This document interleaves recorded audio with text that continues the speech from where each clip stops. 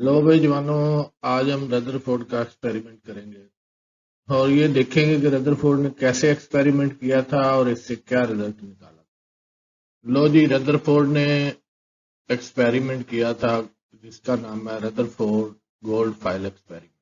اس کا مقصد یہ تھا کہ وہ دیکھنا چاہتا تھا کہ ایٹم کے اندر پازیٹیو اور نیگیٹو جو پارٹیکل ہے وہ کیسے کو ایگزسٹ کرتے ہیں، کیسے ایک دوسرے کے ساتھ رہتے ہیں۔ تو اس کے لیے اس نے جو سامان لیا اس میں یہ پہلے تھا لیڈ باکس۔ لیڈ باکس کے اندر اس نے ریڈیم رکھا۔ ریڈیم جو ہے وہ ریڈیو ایکٹیو ایلیمنٹ ہے اور الفا پارٹیکل خارج کرتا ہے۔ باکس اس نے لیڈ کا اس لیے لیا کہ لیڈ کی ڈینسٹی بہت زیادہ ہوتی ہے اور اس کے اندر الفا پارٹیکل جو ہے وہ پینیٹریٹ نہیں کر سکتے، وہ اس کی دیواروں میں سے وہ اس کے باہر نہیں آئیں گے۔ اس نے یہ ان کے لیے ایک راستہ رکھا ہے سامنے اور اس راستے سے وہ ایسے باہر آئے گا۔ اب دوسری چیز جو اس نے لی وہ تھی یہ فوٹوگرافک پلیٹ یا فلوریسنٹ اسکرین۔ اس کے اوپر زنک سلفائڈ لگا ہوتا ہے اور اس کی خوبی یہ ہے کہ جب کوئی چارج پارٹیکل اس سے آ کے ٹکرائے گا تو فلوریسنس پیدا ہوگی، یعنی چمک پیدا ہوتی ہے اور پتہ چل جاتا ہے کہ پارٹیکل جو ہے وہ کہاں کہاں پہ ٹکرایا۔ تیسری چیز جو اس نے لی وہ تھا گولڈ فائل، یعنی سونے کی ایک پتلی سی شیٹ لی اس نے، ایک ورق لیا۔ اور سونا اس نے اس لیے لیا کہ اس کی میلابلٹی زیادہ ہوتی ہے، اس کو کوٹ کوٹ کے جتنا باریک کیا جا سکتا ہے کسی اور میٹل کو نہیں کیا جا سکتا۔ تو سونے کی ورق کو اس نے کوٹ کوٹ کے اتنا باریک کیا کہ وہ 0.00004 سینٹی میٹر رہ گیا، اتنی اس کی موٹائی رہ گئی، اتنا اس نے اس کو کوٹا اور اتنا تھن کیا، اتنا پتلا کیا۔ اب ردر فورڈ کا یہ خیال تھا کہ میں نے سونے کے ورق کو کوٹ کوٹ کے اتنا پتلا کر دیا ہے کہ یہ ایٹم کی ایک تہ بن گئی ہے۔ اب جب الفا پارٹیکل آ کے اس سے ٹکرائیں گے تو اس تہ میں سے وہ پار ہو جائیں گے اور شاید کوئی تھوڑی بہت ڈیفلیکشن ہو، یعنی کوئی ایک آدھ جو ہے وہ دائیں بائیں تھوڑا بہت مڑے، ورنہ اس کا خیال تھا کہ یہ پار ہو جائے گا۔ اب ہم دیکھتے ہیں کہ ایکچولی ہوتا کیا ہے، کیا الفا پارٹیکل کو اس سے ٹکرایا جائے، بچھاڑ کی جائے تو وہ پار ہوتے ہیں یا نہیں ہوتے۔ لو جی چیک کریں آپ، تو آپ نے دیکھا کہ موسٹلی الفا پارٹیکل جو ہے نا وہ اس میں سے پار ہو گئے ہیں۔ اب ہم فردر دیکھتے ہیں کہ اس کے ایکسپیریمنٹ میں اس نے کیا آبزرویشنز کی اور کیا اس کے ریزلٹ یا کنکلوژن جو ہے وہ اخذ کیے۔ پریکٹیکل کرنے سے پہلے ردر فورڈ کا یہ خیال تھا کہ اس نے یہ ایک شیٹ جو ہے وہ اتنی پتلی کوٹ کے بنائی ہے سونے کی کہ یہ ایک ایک ایٹم بن گئی ہے اور اس میں سے الفا پارٹیکل جو ہیں وہ نکل جائیں گے، یہ اس کا خیال تھا۔ اب ایکچوئل کیا ہوا ہے یہ ہم آگے دیکھتے ہیں، پریکٹیکل کرتے ہیں، پھر دیکھتے ہیں کتنے نکلتے ہیں، کتنے ڈیفلیکٹ کرتے ہیں۔ لیں جی، الفا پارٹیکل جو ہیں وہ اس لیڈ باکس میں سے باہر آ رہے ہیں اور یہاں سے وہ سونے کے ورق میں سے یا گولڈ فائل میں سے پاس کر کے فلوریسنٹ اسکرین سے ٹکرا رہے ہیں، اور جہاں پہ یہ الفا پارٹیکل ٹکرا رہے ہیں وہاں پہ فلوریسنس پیدا ہو رہی ہے، یعنی چمک سی پیدا ہو رہی ہے، نشانات سے پڑ رہے ہیں۔ تو ردر فورڈ نے ان نشانات کو دیکھ کے یہ اندازہ لگایا کہ کتنے پارٹیکل جو ہیں وہ نکل گئے ہیں، آگے سٹریٹ پاس کر گئے ہیں، اور کتنے جو ہیں وہ ڈیفلیکٹ ہوئے ہیں۔ تو کچھ پارٹیکل جیسا کہ یہ والا ہے، یہ ایک سمال اینگل پہ ڈیفلیکٹ ہوا ہے، یہ والا پارٹیکل ہے تو یہ لارج اینگل پہ ڈیفلیکٹ ہوا ہے۔ تو کچھ پارٹیکل جو ہیں ایک آدھ وہ بالکل سیدھا واپس مڑ گیا۔ تو ردر فورڈ یہ دیکھ کے حیران رہ گیا، اس کو توقع ہی نہیں تھی کہ یہ اس طرح ان کی ڈیفلیکشن ہوگی، اور اس کی حیرانگی اتنی زیادہ ہوئی کہ جیسے ایک بندہ ٹیشو پیپر لے کے سامنے ٹیشو پیپر لٹکایا ہوا ہے اس نے اور گن سے فائر کرتا ہے، تو فائر جو ہے وہ گولی ٹیشو پیپر کو لگتی ہے، لگ کے ٹکرا کے واپس آ جاتی ہے، تو یہ بڑی حیرانگی والی بات ہے نا۔ تو جتنی حیرانگی والی بات یہ ہے، اتنا حیران ہی ردرفورڈ ہوا تھا کہ یہ ٹکرا کے واپس کیوں آئے۔ تو اب اس نے ان آبزرویشن کی مدد سے کیا نتائج نکالے اور کیسے اپنا نیا ایٹم کا ماڈل پیش کیا، یہ ہم آگے ڈسکس کرتے ہیں۔ لیکن جی ردرفورڈ نے یہ آبزرو کیا کہ زیادہ تر نشانات جو ہیں وہ اس ایریا میں فلوریسنٹ اسکرین پہ پڑے ہیں۔ اس کا مطلب یہ ہے کہ زیادہ تر پارٹیکل جو ہیں وہ انڈیفلیکٹڈ یعنی بغیر مڑے گولڈ فائل میں سے گزر گئے۔ تو اس سے اس نے یہ رزلٹ نکالا کہ چونکہ زیادہ گزر گئے ہیں اس لیے یہ ایٹم کے اندر سے پاس کر گئے ہیں الفا پارٹیکل، تو اس سے یہ رزلٹ نکلا کہ ایٹم کا زیادہ تر حصہ جو ہے وہ اندر سے خالی ہے۔ Most of the volume occupied by an atom is empty, یہ اس نے پہلا رزلٹ نکالا۔ اس سے ردرفورڈ نے یہ آبزرو کیا کہ کچھ الفا پارٹیکل ایسے ہیں جیسے کہ یہ والا الفا پارٹیکل ہے، یہ جب گولڈ فائل سے ٹکرایا ہے تو یہ ڈیفلیکٹ کر گیا ہے، یعنی واپس مڑ گیا ہے، اپنے راستے سے انحراف کر گیا ہے۔ تو الفا پارٹیکل پہ ہوتا ہے پازیٹیو چارج۔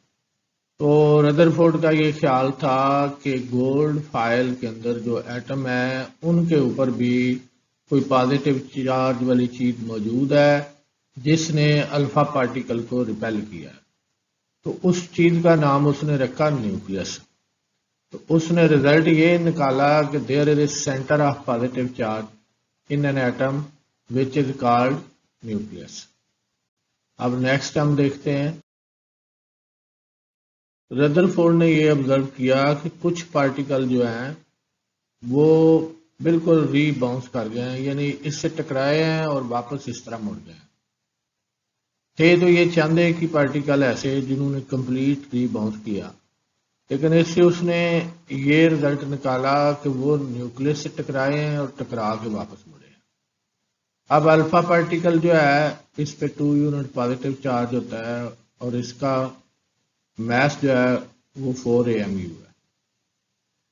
اب یہ اچھا خاصا ایک ڈینس پارٹیکل ہے، تو جب یہ نیوکلیس سے ٹکرائے گا تو اگر نیوکلیس اس سے زیادہ ڈینس ہوگا تو یہ واپس مڑے گا، ورنہ وہ اس کو ٹکرا کے ساتھ ہی آگے لے جائے گا۔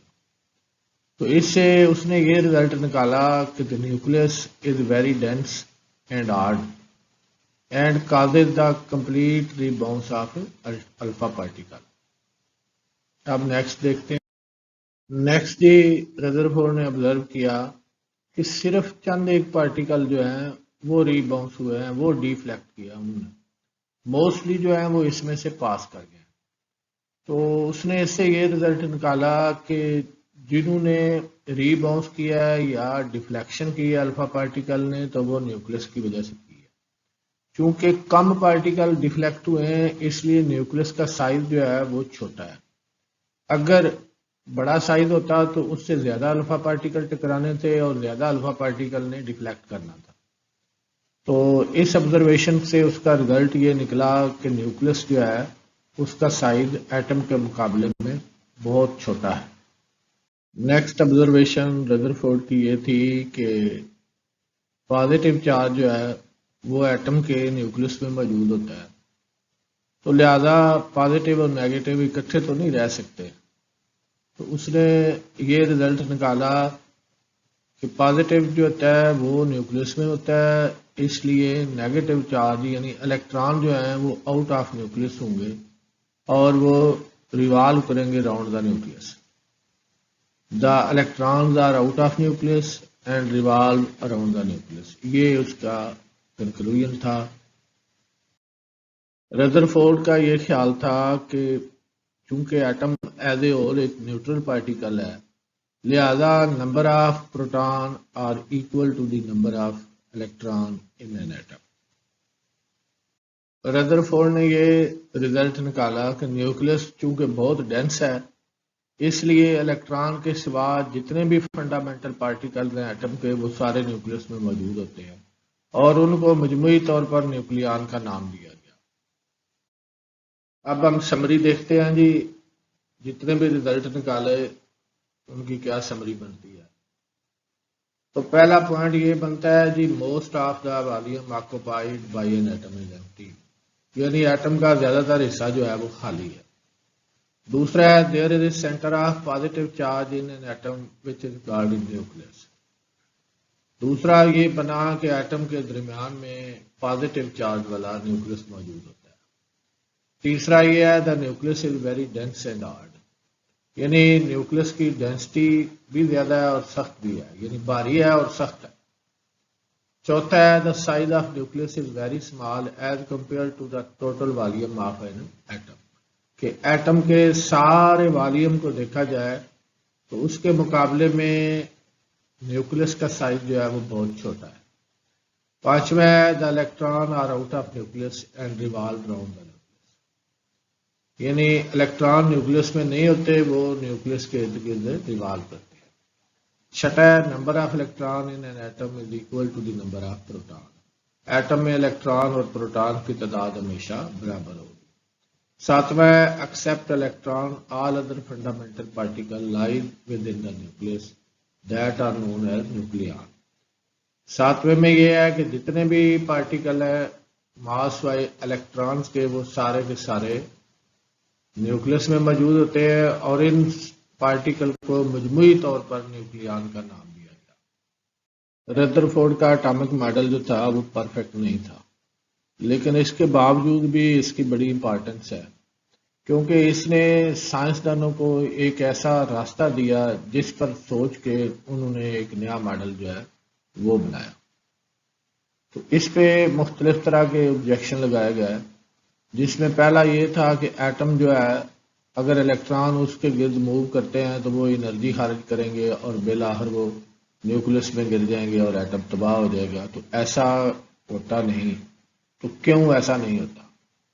تو اس کیوں کا جواب جو ہے وہ پوری طرح اس کے پاس نہیں تھا، لیکن دوسرے سائنٹسٹ نے اس کو سوچا اور اس کیوں کا جواب جو ہے وہ تلاش کیا. تو اگلی بات یہ تھی کہ جب ایٹم کے جو انرجی چھوڑ رہا ہے اس کا اسپیکٹرم بنایا جائے، تو کنٹینیوسلی الیکٹران موو کر رہے ہیں تو کنٹینیوس اسپیکٹرم بننا چاہیے، لیکن حقیقت میں اس کا لائن اسپیکٹرم بنتا ہے. تو ایسا کیوں ہے؟ وہ یہ ایک پرفیکٹ ماڈل نہیں تھا، لیکن اس نے دوسرے سائنٹسٹ کو سوچنے کے لیے ایک لائن مہیا کی، ایک راستہ دیا، اور انہوں نے پھر ایک نیا ماڈل جو ہے وہ پہلے سے بہتر ماڈل جو ہے وہ پیش کیا. شکریہ جی.